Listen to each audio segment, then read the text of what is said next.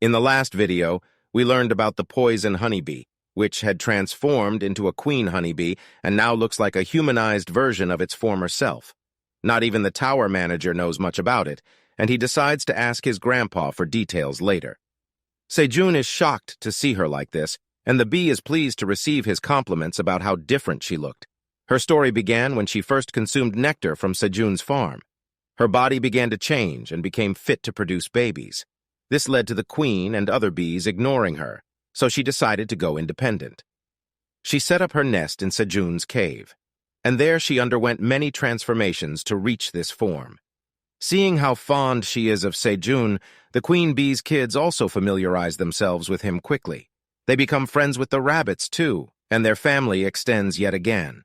A few days later, the blue moon has blessed a carrot with its power, and as Sejun harvests it, he finds it to be of better rank than his other crops. He gives it to the rabbits, as they want it more than him, and goes to harvest other blessed crops. He even completes his pending quest by giving a blue cherry tomato to the manager, who says he will think about giving Sejun a reward. Meanwhile, Theo is back from his sales trip, and now the baby bees think he is a threat. Sejun calms down the matter, and the bees accept Theo as a part of the cave. Then they discuss the sales. This time, Theo had sold the tomatoes for more than the marked price, and he gave the profit to Sejun. The tower manager had been keeping an eye on the merchant all this time and informing Sejun about it.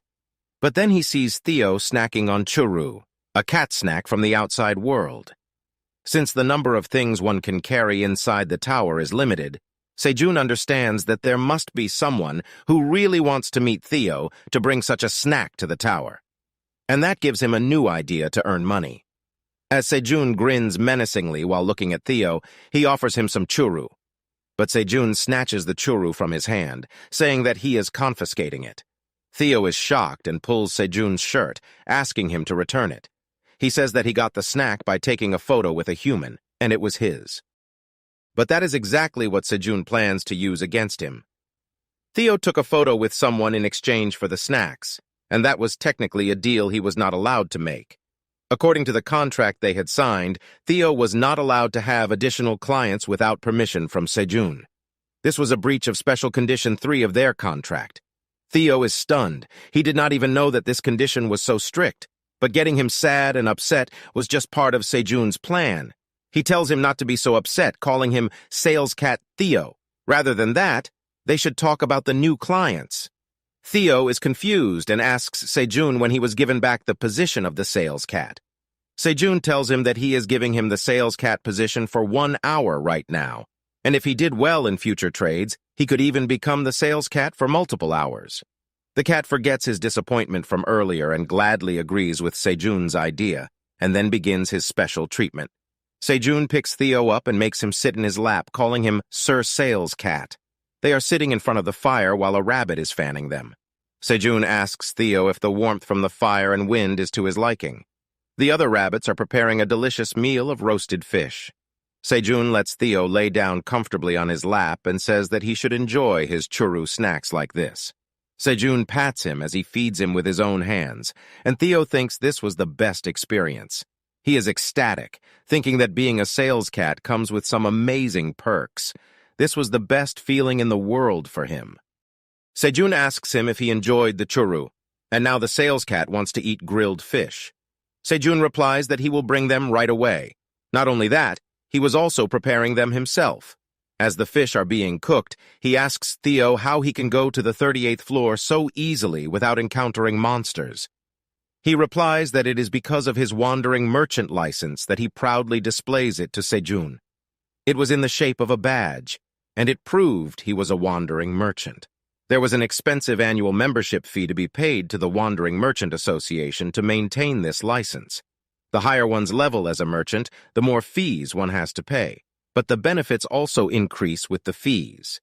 Sejun is impressed, and Theo further tells him that one could use various association-protected facilities with the license. Not being attacked by monsters was just one of the privileges it granted. Monsters can recognize that they are wandering merchants and will not attack them. Sejun asks if Theo can bring the hunters to this floor using the license. But that is not possible. Theo replies that even though the monsters won't attack him, they will still attack the hunters with him. Besides, he uses an exclusive shortcut called the Merchant Passageway that is accessible only to wandering merchants. If one wants to use the shortcut to go to other floors, they must have the license. And if Theo did not have access to the Merchant Passageway, there was no way he could go to the 38th floor from here in just 5 days. Sejun is curious about this and asks what floor they are on right now, and Theo replies that this was the 99th floor. Sejun's brain takes a moment to fully process the implications of that sentence. He asks Theo to repeat, who asks him if Sejun did not know they were on the 99th floor. The shock hits Sejun now, and he is terrified. The 99th floor has to be the most dangerous place in the tower, and he was struck here. He falls to his knees, and Theo asks him what was wrong. Sejun is still reeling from the shock. He had previously thought that Theo did not meet monsters, but he went to the 38th floor using normal means. Since it took only 10 days for a round trip, he thought they were only a few levels away from the 38th floor. But just knowing that they were on the 99th floor is enough to terrify Sejun. He tries to snap out of it, convincing himself that it does not make a difference. Theo is also trying to wake him up, and he finally manages to do so by pressing Sejun's cheeks. But he was not doing it for Sejun. He was doing it because the fish that were meant for him had turned into ash. He points Sejun towards the fish he was supposed to roast. Sejun starts cooking a new batch as he thinks about his situation. The hunters had only started climbing to the 40th floor a few weeks ago. It would take years for them to reach the 99th floor, and Sejun wonders if he should just give up on leaving the tower. Theo orders him to grill the fish properly and not burn them like the last time. These were the commands of the sales cat, but Sejun is irritated and tells him that his 1 hour is over. Theo is shocked that his time as the sales cat has passed already.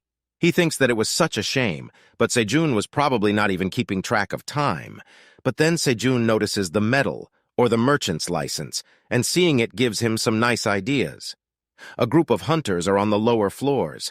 They are in a desperate condition. Many of them are wounded, and their rations are about to end. They have no potions or food left, and there are too many monsters in the wild for them to retreat while carrying their wounded friends.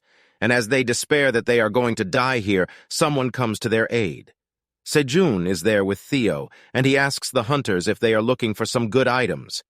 The hunters cannot make a mistake in identifying the legendary wandering merchant and tower farmer, Park Sejun. And along with him is his mascot, the orange sales cat, Theo. They exclaim upon meeting them, and Sejun acts smug as he says that his story has reached everywhere.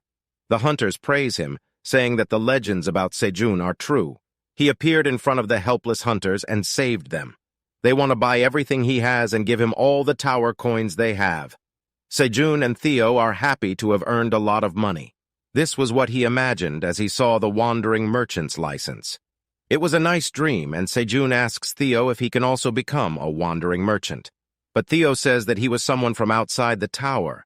Only creatures born inside the tower could become wandering merchants. He asks Sejun if he did not know even that.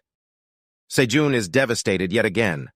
As he shivers in rage and disappointment, Theo tells him that no matter how cool it sounds, he should give up on it. But then Sejun shouts at the top of his lungs, pulling his hair and cursing his fate.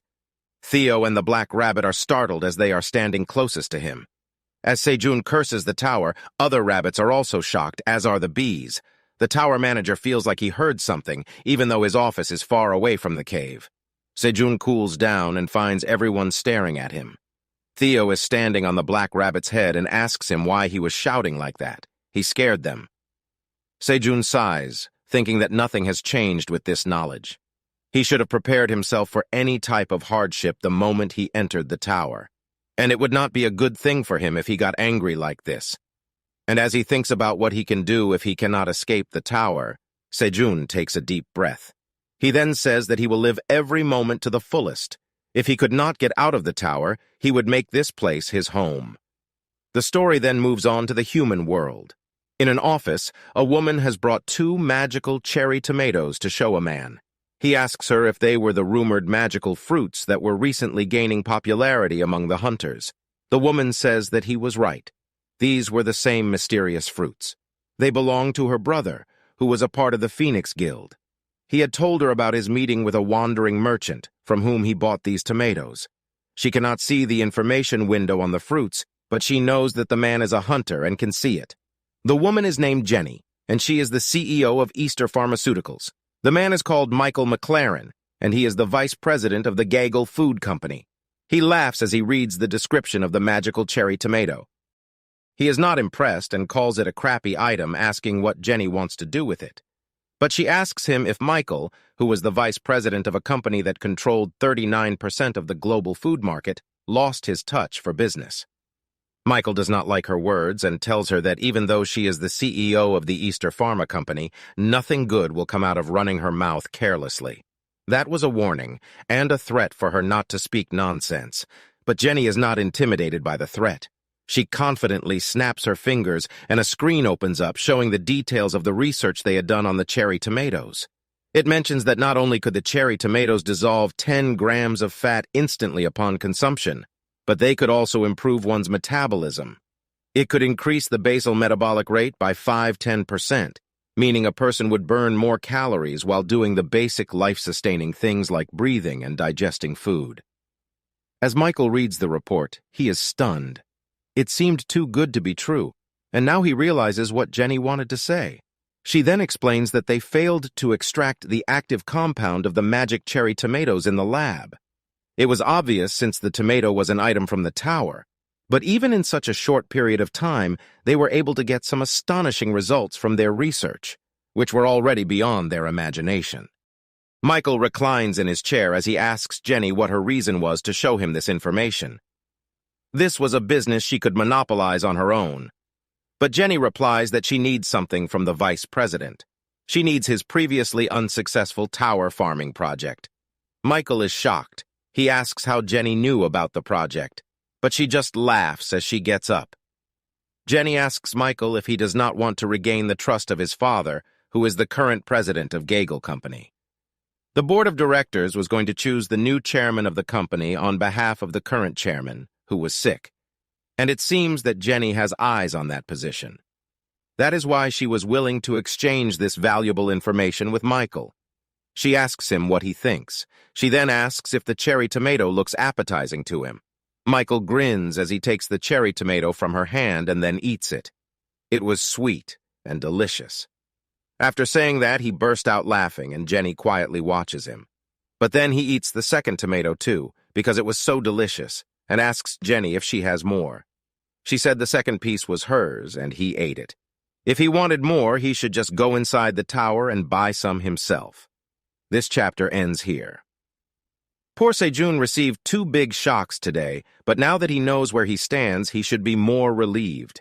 The introduction of the 2 business tycoons, one of whom is a hunter himself, should add more interesting elements to the story. Let us find out what happens now in the next video, so if you enjoyed the video, leave a like and a comment. And also subscribe to our channel for more videos like this.